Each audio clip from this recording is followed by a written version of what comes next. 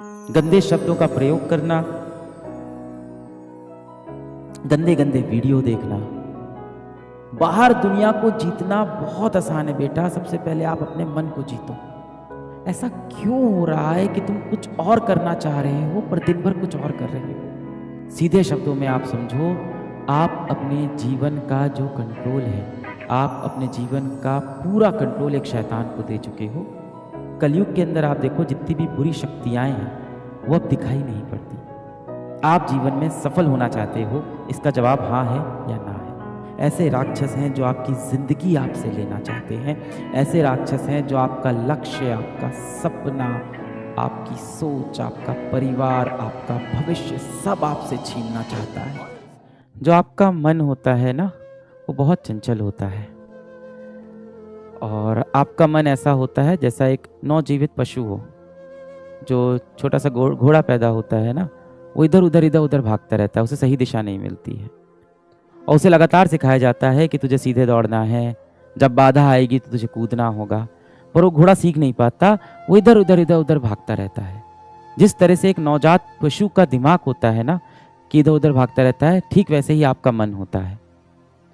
आप देखो, जितने भी लोग सबसे ज्यादा महान बने हैं, उन्होंने अपनी इंद्रियों पे काबू किया है, अपने मन पे काबू किया है। बाहर दुनिया को जीतना बहुत आसान है बेटा, सबसे पहले आप अपने मन को जीतो, अपनी इंद्रियों को जीतो, अपने ऊपर कंट्रोल लेके आओ। जब तक आपके जीवन का कंट्रोल दुनिया के पास है, तब तक आप कुछ नहीं कर पाओगे। सबसे पहले अपनी लाइफ का कंट्रोल लो, take back the control of your life. ऐसा क्यों हो रहा है कि तुम कुछ और करना चाह रहे हो पर दिन भर कुछ और कर रहे हो? आज इस क्लास में जितने भी बच्चे हैं, सब यही चाहते होंगे कि जीवन में वो सफल हो, डॉक्टर बने, क्योंकि ये बैच में डॉक्टर बनने की पढ़ाई हो रही है। पर ऐसा क्या है कि आप दिन भर वो काम कर ही नहीं रहे हो जिससे आपको आपका लक्ष्य मिले? सीधे शब्दों में आप समझो, आप अपने जीवन का जो कंट्रोल है, आप अपने जीवन का पूरा कंट्रोल एक शैतान को दे चुके हो, जो अपने हिसाब से आपके जीवन को चला रहा है। अगर सच में तुम्हें जीवन में सफल होना है, और अपने माँ बाप के लिए क्यों, अपने लिए जीवन में कुछ करना है, अपना नाम बनाना है, अगर अपना नाम रोशन करना है। मैंने एक दिन कहा था कि माँ बाप नाम रख देते हैं, पर नाम बनाना बेटे या बेटी का काम होता है। माता पिता आपका नाम रख देते हैं कि आपका नाम रख दिया आशु, पर इस नाम को बनाने का जो काम है वो आपके ऊपर है। अगर आप सच में अपना नाम बनाना चाहते हो, अगर आपके सच में दिल में ये इच्छा है कि आप जीवन में कुछ बड़ा करोगे, तो आप दिन भर ऐसा कर क्यों नहीं पा रहे हो? आप फंस क्यों गए हो? पुराने समय में क्या होता था कि जो राक्षस होता था, जो दुश्मन होता था, जो शैतान होता था, वो सामने दिखाई पड़ता था। पर ये कलयुग आ गया है। कलयुग के अंदर आप देखो, जितनी भी बुरी शक्तियां हैं वो अब दिखाई नहीं पड़ती। उन्होंने हमारे मन के ऊपर काबू कर लिया है।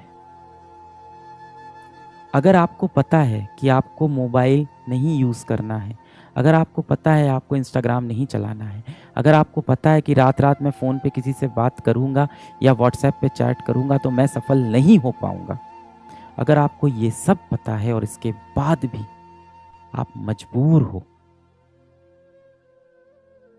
आपके पास अपने जीवन का कंट्रोल नहीं है, तो जाहिर सी बात है कोई तो शैतान है जो दिखाई नहीं पड़ रहा है।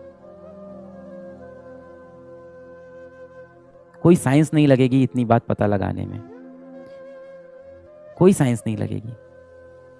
आप जीवन में सफल होना चाहते हो, इसका जवाब हाँ है या ना है। आप जीवन में सफल होना चाहते हो, इसका जवाब हाँ है या ना है। आप अपने माता पिता को एक अच्छी जिंदगी देना चाहते हो, इसका जवाब हाँ है या ना है। आप एक अच्छा घर खरीदना चाहते हो, इसका जवाब हाँ है या ना है। आप देश में हर किसी की सेवा करना चाहते हो, इसका जवाब हाँ है या ना है। आप एक अच्छे व्यक्ति बनना चाहते हो, इसका जवाब हाँ है या ना है। इन सभी का जवाब हाँ है, पर आप कर नहीं पा रहे हो, क्योंकि परेशानी सच में बड़ी है। परेशानी सच में बड़ी है। एक अदृश्य दानव है, एक अदृश्य शैतान है जिसने हमारे मस्तिष्क पे पूरा कब्जा कर लिया है। वो अदृश्य है, ये कलयुग है। वो जो दानव है, वो जो शैतान है, वो सामने दिखाई नहीं पड़ेगा। और ये शैतान इंसानों द्वारा ही बनाया गया है। आप पुराने समय में देखो, जितने भी राक्षस बनते थे वो भगवान से ही आशीर्वाद लेके बनते थे। बड़े बड़े उनको आशीर्वाद मिल जाते थे, फिर बड़े बड़े राक्षस बन जाते थे। जितने भी बड़े आप राक्षस देखो, उन सभी को किसी न किसी भगवान ने ही आशीर्वाद दिया होता है। आज के समय में जो कलयुग के राक्षस हैं, उसको इंसान ने बनाया है। ऐसे राक्षस हैं जो आपका समय आपसे लेना चाहते हैं, ऐसे राक्षस हैं जो आपकी जिंदगी आपसे लेना चाहते हैं, ऐसे राक्षस हैं जो आपका लक्ष्य, आपका सपना, आपकी सोच, आपका परिवार, आपका भविष्य सब आपसे छीनना चाहता है। वो राक्षस आपके मोबाइल फोन के अंदर है।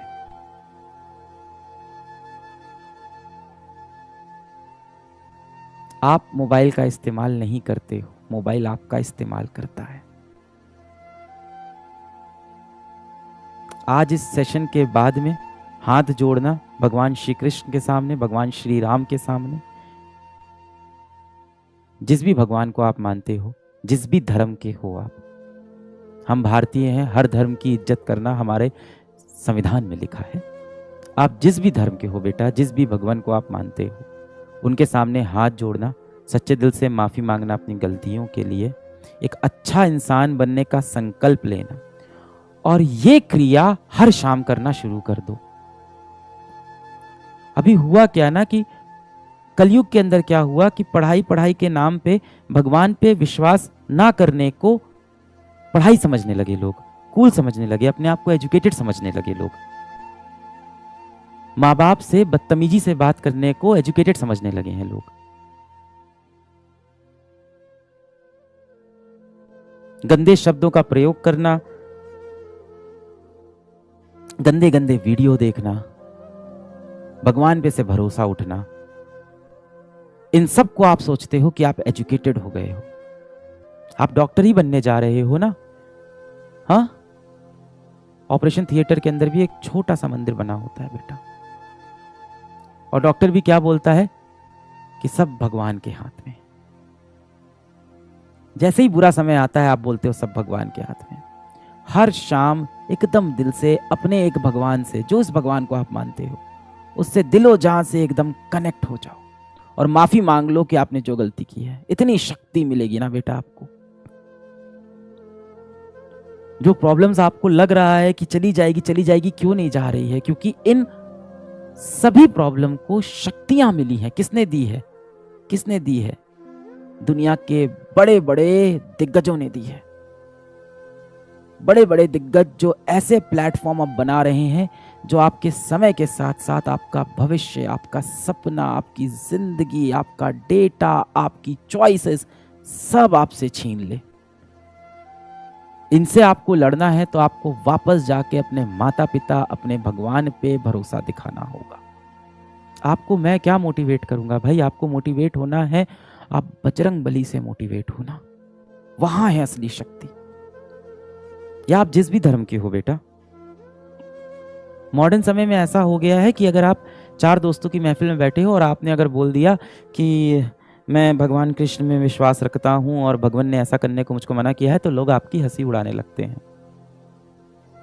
क्यों वो लोग बुरे हैं? नहीं, क्योंकि उनके दिमाग पे कलयुग के शैतान ने कब्जा कर लिया है। वो यही तो चाहता है कि आप भगवान से दूर हो जाओ, अपनी संस्कृति से दूर हो जाओ, आप अपने कर्म से भटक जाओ। श्री कृष्ण क्या बोलते हैं कि भाई कि सबसे बड़ा जो सन्यास है वो कर्म है। सबसे बड़ा जो सन्यास है वो कर्म है। आप गीता में जाना, अध्याय 18 है, और अध्याय 18 का अगर आप देखोगे तो टाइटल है सन्यास। सन्यास के ऊपर है पूरा। और अगर मैं आपको संक्षेप में बताऊं, अगर आप सोचते हो कि पहाड़ पे चले जाना और सब कुछ त्याग देना सन्यास है, भगवान श्री कृष्ण ने ये बिल्कुल नहीं बोला। भगवान श्री कृष्ण ने बोला है कि सर्व कर्म फलम त्यागम परुष त्यागम विकक्षणा, कि जो सारे कर्म के फलों को त्याग दे वो सबसे ज्यादा विकक्षणाज है, मतलब सबसे इंटेलिजेंट लोग हैं, वो सबसे बड़े बुद्धिजीवी हैं वो लोग। पर कर्म को त्यागने वाले बुद्धिजीवी नहीं होते। अपनी जड़ों को वापस मजबूत करो, अपने सच्चे दोस्तों को खोजो। सच्चा दोस्त कैसे पहचान में आएगा? वही आपका सच्चा दोस्त है जो आपके पैर पकड़ के आपको नीचे ना खींच रहा हो, आपका सच्चा दोस्त वही है जो आपके टूटे हुए पंख को आपके शरीर से वापस लगा रहा हो और आपकी उड़ने में मदद कर रहा हो। अब अगर वो दोस्त आपके लिए बहुत हंसी मजाक वाले रील्स आपको नहीं शेयर करता है, वो दोस्त अगर देखने में कूल नहीं दिखता है, कोई बात नहीं बेटा, ये चीजें जीवन में मायने नहीं रखती हैं। आपका सच्चा दोस्त वही है जो आपको आगे बढ़ने के लिए लगातार प्रेरणा दे रहा है। आपका सच्चा दोस्त वही है जो आपको बोल रहा है लगातार कि आप गलत कर रहे हो, इस तरह से आप जीवन में सही दिशा में नहीं जाओगे। और हमारी ये आदत होती है कि जो भी व्यक्ति हमारे बारे में बुरा बोलता है, हमें क्रिटिसाइज करता है, हम उससे दूर होना स्टार्ट कर देते हैं। हो सकता हो वो आपका बहुत सच्चा मित्र हो और इसीलिए आपकी बुराई कर रहा हो और आपने उससे बात करना ही छोड़ दिया। अपनी जड़ों को वापस मजबूत करो, ये सारी दिक्कतें वहीं से हल होंगी। आप सब तो डॉक्टर बनने वाले हो ना, बताओ कोई इंसान बीमार कैसे ना पड़े? बताओ हमें बीमारियां क्यों होती है? मैं बहुत बेसिक सवाल पूछ रहा हूं, आप सब तो डॉक्टर बनोगे। हम सबको बड़ी बड़ी बीमारियां से बचना है तो हम क्या करें? क्या बोलते हैं उसको? अपनी इम्यूनिटी को स्ट्रांग करें, है ना।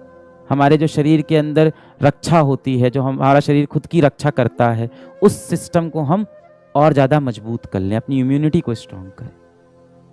दवा खाने से तो लोग सही नहीं होते, आपको भी पता है। तभी तो बोला जाता है prevention is better than cure. दवा खाना तो मजबूरी हो गई क्योंकि बीमारी शरीर में प्रवेश कर चुकी है। अपनी इम्यूनिटी स्ट्रांग करें। अब आप मुझसे आके रोज टैबलेट मांग रहे हो कि सर कुछ दवा दे दो जिससे मेरा ये सारी बुरी आदतें मेरी जीवन की छूट जाएं और मैं एक बहुत अच्छा व्यक्ति बन जाऊं और जीवन में सफल हो जाऊं। तो मैं आपको दवा दे दूंगा। दवा का असर क्या होता है? कितने दिन रहता है? 1 दिन, 2 दिन, 1 हफ्ता, 1 महीना। फिर क्या है? अंदर से अगर आपकी इम्यूनिटी स्ट्रांग नहीं है तो अगली बार फिर वो बीमारी आपको पकड़ लेगी। इस टाइम तो इतनी बीमारी फैली हुई है, मानसिक रोग, डिप्रेशन, इतनी बड़ी बीमारी इस समय फैली हुई है, हर तरफ लोग डिप्रेस्ड हैं। अपने लिए आपके पास समय ही नहीं है। रात में 3 बजे सोते हो, सुबह 12 बजे उठते हो, दिन भर पढ़ने की कोशिश करते हो, पढ़ाई में मन लगता नहीं है, आंख के नीचे गड्ढा हो गया है, अंदर से आंखें लाल हो गई हैं। घर में माता पिता बात करते हैं तो चिढ़ होती है कि क्या बात करें इनसे। पूरे समय लगता है कि पढ़ने का समय नहीं है और जब पढ़ने बैठो तो पढ़ने का मन नहीं करता है। पढ़ने बैठो तो मोबाइल हाथ में लेके चलाने का मन होता है, मोबाइल चलाओ तो पूरे समय अपने अंदर से गिल्ट होता है कि मैं क्यों मोबाइल चला रहा हूं, चलो मैं पढ़ाई कर लूं। मैं आपको टैबलेट दे दूं तो टैबलेट से आपकी जो बीमारी है वो 1 दिन, 2 दिन, 1 महीने के लिए सही होगी। जड़ से खुद को सही करना है। अपनी इम्यूनिटी स्ट्रांग करो, अपनी जड़ें मजबूत करो, अपने सिद्धांत मजबूत करो कि अभी तो कलयुग आने वाला है और भयानक भीषण कलयुग आने वाला है। आगे जो भीषण कलयुग आने वाला है जिसमें आर्टिफिशियल इंटेलिजेंस आपके सामने आने वाला है, वो तो आपको आपके लक्ष्य से पूरी तरह से भटका देगा। मान लो किसी इंसान को बॉडी बनानी है तो 2 तरीका होता है, आपने भी सुना होगा, मैंने भी इंटरनेट पे ही सुना है बॉडी बनाने का। एक तो होता है आप अखाड़े में जाओ, वजन उठाओ, है ना, आप खेत में जाओ, हल चलाओ, ये सब तरीके होते हैं अच्छा मजबूत शरीर बनाने का। या कई लोग जिम जाते हैं, वो भी ठीक है, जिसके पास जो सुविधा है। और दूसरा तरीका होता है दवाएं ले लो, स्टेरॉइड ले लो। आपको पता है ना, दूसरे तरीके से इंसान मजबूत नहीं बनता है, पहला ही तरीका है और वो कठिन होता है। जिन लोगों के आप देखते हो शरीर इतने मजबूत होते हैं, वो 1 दिन, 1 रात, 1 महीने में नहीं बनते, सालों की तपस्या से बनते हैं। अब आप जीवन में जो बनना चाह रहे हो उसके लिए अब आपको तपस्वी बनना पड़ेगा। और ये मैं मानता हूं कि आपका समय मुझसे ज्यादा मुश्किल है। मेरा समय आसान था, हमारे समय में इतने शैतान नहीं थे। जब मैं बच्चा था तब हमारे पर्यावरण में इतने शैतान नहीं थे, इतनी बुरी शक्तियां नहीं थी, हम फिर भी अपने लक्ष्य को साध सकते थे, इतने डिस्ट्रैक्शन नहीं थे। अब बहुत डिस्ट्रैक्शन है। You are a generation that is cursed with technology and the only solution to fight with this technology is to get back to your roots.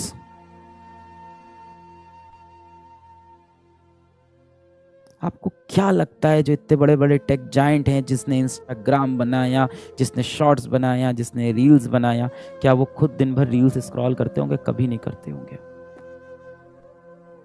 आपको क्या लगता है जो लोग वेब सीरीज बनाते हैं, ओटीटी प्लेटफॉर्म बनाते हैं, वो कभी उन पे अपनी खुद की मूवीज देखते होंगे? कभी नहीं देखते होंगे। पूरे टाइम ये देखते हैं कि हमने मासूम जनता को पकड़ के अपना कंटेंट दिखाया कि नहीं दिखाया।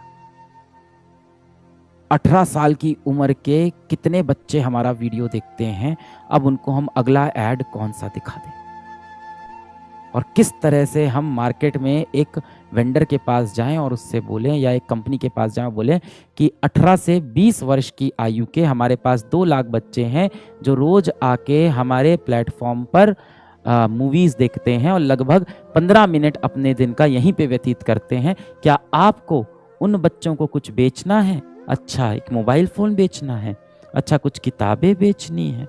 अच्छा, आपको उनको कुछ खिलौने बेचने हैं? आओ ऐड कर दो। दुनिया बहुत बड़ी है। अगर आप प्रॉब्लम को सही में सॉल्व करना चाहते हो तो अब आपको इस दिशा में सोचना पड़ेगा, रूट्स पे वापस आना पड़ेगा।